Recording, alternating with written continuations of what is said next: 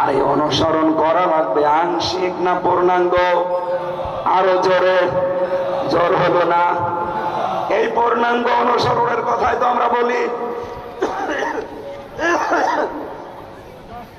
এইটা বলতে গেলেই কত মানুষ আমাদেরকে ওই আগের নাম দিয়ে আবার ডাকে, যে রাজাকার, আল বদর, স্বাধীনতা বিরোধী।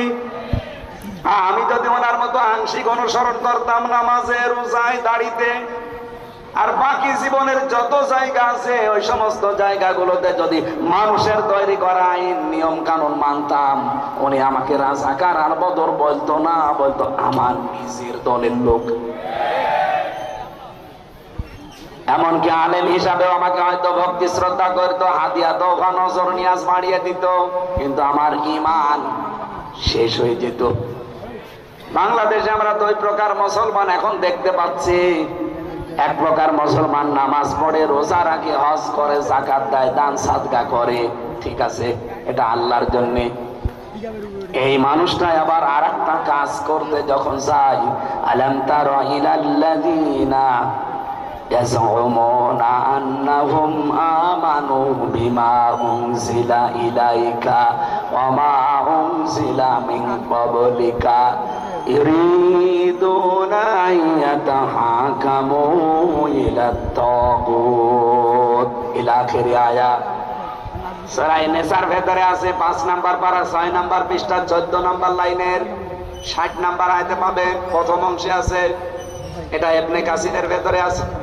আল্লাহ বলেন, হে নবী, আপনি কি তাদেরকে দেখেছেন যারা নামাজ, রোজা, হজ, যাকাত, দান সদকা, ঠিক আছে, কিন্তু তাদেরকে যখন বলা যায় যে কিতাব আল্লাহ নাজিল করেছে, বলে আমি বিশ্বাস করি, এর পূর্বে আল্লাহ কিতাব দিয়েছিলেন, বিশ্বাস করি, কিন্তু ওয়ায়ুরিদুনা আইয়াতাহাকামু ইলা তাগুত, যখন বিচার আচারের সময় আসে, যখন রাজনীতি অর্থনীতির সময় আসে, তখন দেখবেন তারা আল্লাহর বিধান বাদ দিয়ে তাগুত, মানুষের তৈরি করা আইনের দিকে তারা দৌড়ায়।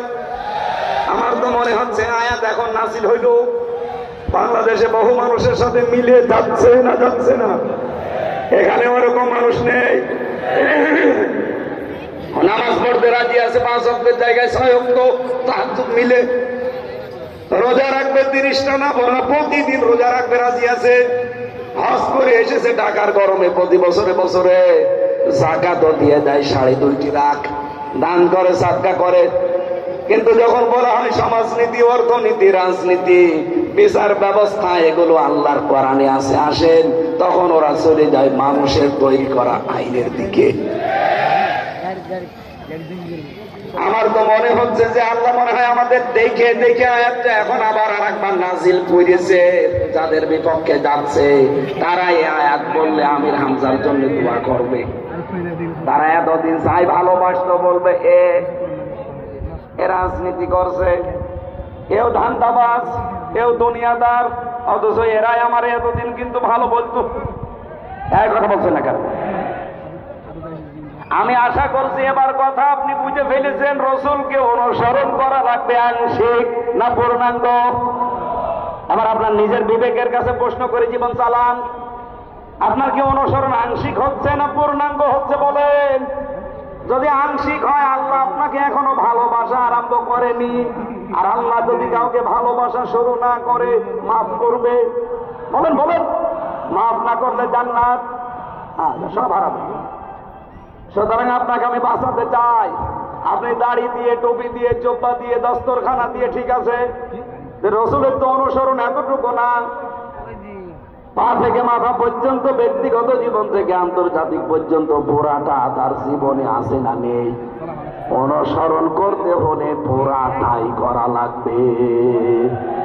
এই অনুসরণের আহ্বান জানাই। বহু মানুষ আমরা দেখি ইসলাম বিশ্বাস করে, কিন্তু পূর্ণাঙ্গ মানতে গিয়ে তখন ভেজাল। কয়েকদিন আগে আমার গ্রামের বাড়ি কুষ্টিয়াতে, একজনের ছেলে বিদেশে যাবে, সে মান্যত করেছে যদি ছেলে বিদেশে যেতে পারে আমি গাজীর গান দেব। একটা মান্যত হইল।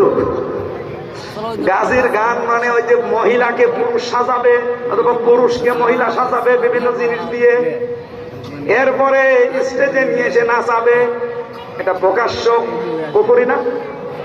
আল্লাহর সৃষ্টি পাল্টিয়ে ফেলবে। একজন পুরুষ মানুষকে মহিলা সাজালে মহিলাদের কাটিং আর পুরুষের কাটিং এক কথা বলছেন এখানে।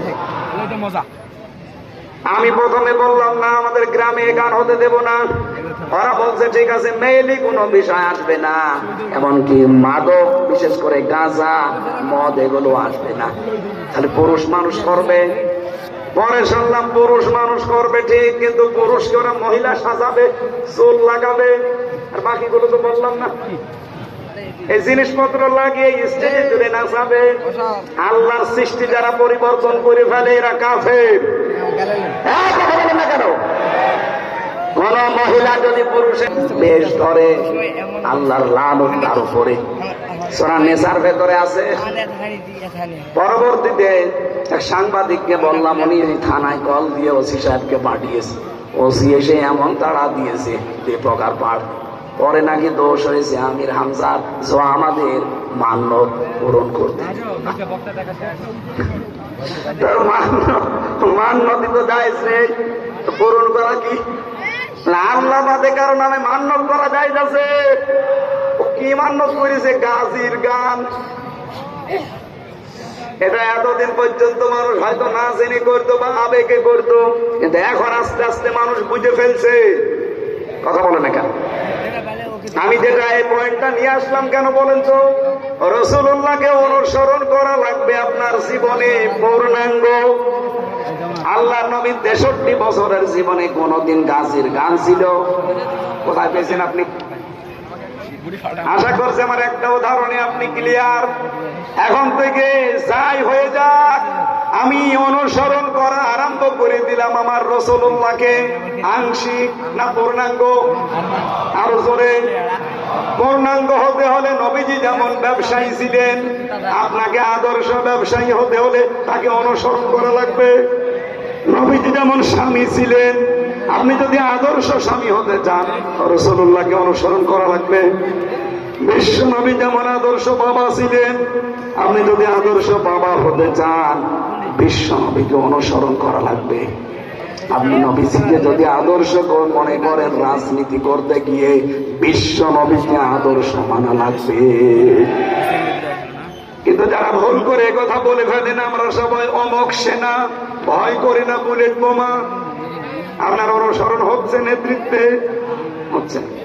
আশা করছি আপনি স্লোগান পাল্টাবেন, আমরা সবাই রাসূল সেনা।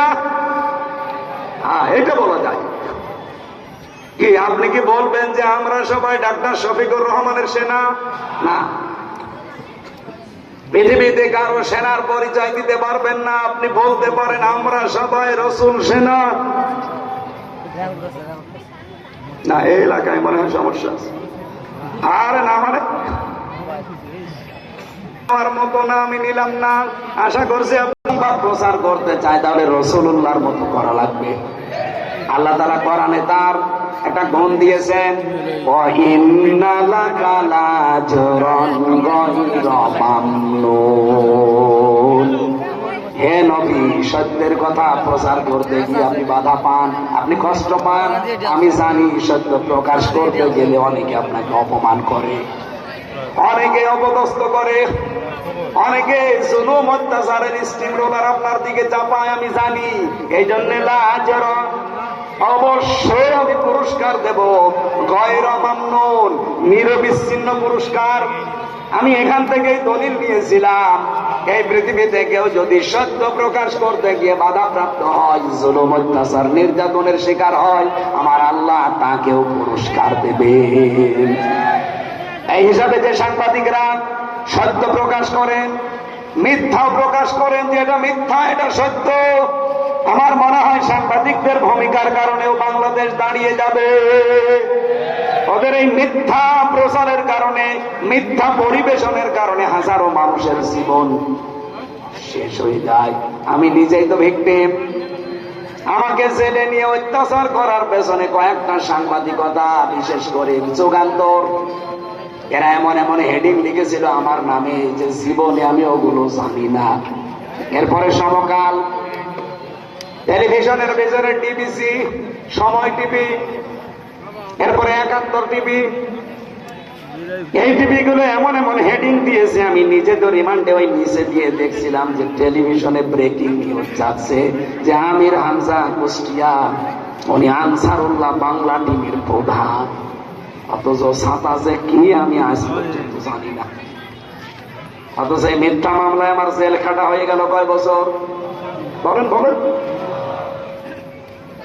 এই জন্য কলম থাকলে আপনি লিখে দেবেন, সত্য মিথ্যা যাচাই না করে না।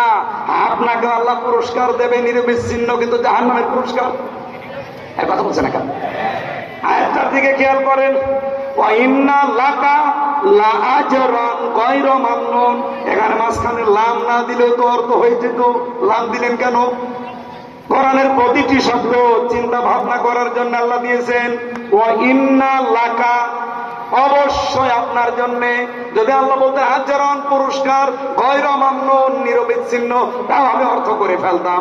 লাআজরান দিয়েছেন কারণ আল্লাহ জানে যে সত্য প্রকাশ করতে গিয়ে বাধা আসবে। কথা বলছেন এখানে, এটা কি 1500 বছর আগে এসেছে, এখন আসে না? হ্যাঁ কথা বলেন, কথা বলেন।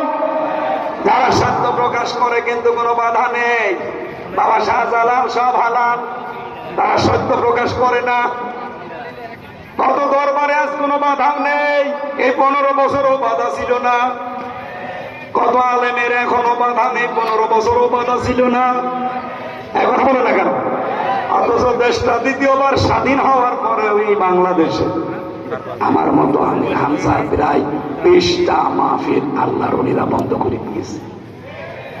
স্বাধীনতার আগে হলে নাই বসতাম, এরপরও যারা বন্ধ করছে কি মনে করে বন্ধ করে আপনি টের পাচ্ছেন? আমি আর নামলাম না।